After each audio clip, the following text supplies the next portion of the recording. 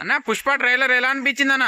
Pushpa trailer కాదన్నా, ఇది international trailer. ఇది పుష్ప అంటే ఫైర్ అనుకున్నావా, ఇది వైల్డ్ ఫైర్ అంటారు.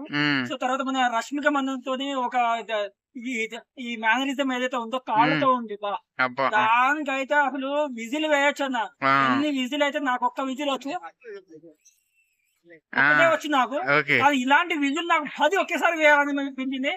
ఈ ట్రైలర్ కళ్ళు చేసి చూడాలి ఆ విధంగా అయితే అనిపించింది. పల్వర్ సింగ్ షెకావత్ ఒక డైలాగ్ అంటారు, పుష్ప అంటే ఫైరే కదా, పుష్ప అంటే ఫైర్ కాదు వైల్డ్ ఫైర్ అనేది హీరో అంటే ఏది విధంగా అంటారో సో ఆ విధంగా అయితే ఈ ట్రైలర్ ఉందని చెప్పుకోవచ్చు.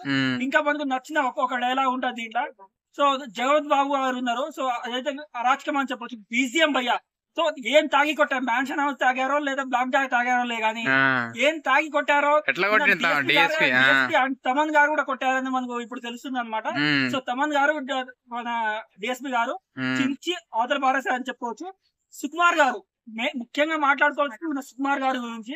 సో నా భూతో నా భవిష్యత్తు ఈ సినిమా 1000 కోట్లు కాదు 2000 కోట్లు కొల్లగొట్టిన ఒక తప్పు కూడా ఏం లేదనమాట.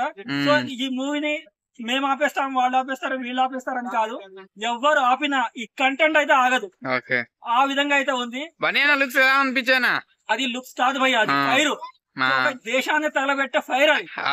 ఆ విధంగా ఫైర్ ఏ హీరోకి లేదు. ఆ చరిష్మా, ఆ డైలాగు, సో నేషనల్ నుంచి ఇంటర్నేషనల్ ని ఏదైతే తీసుకువెళ్తారో ఎర్రచందనాన్ని, అదైతే వేరే లెవెల్. అసలు ఇలాంటి ట్రైలర్ రాలేదు.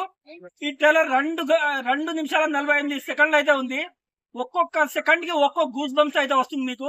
ఇలాంటి ట్రైలర్ మీరు చూడలేరు, చూసి ఉండరు కూడా.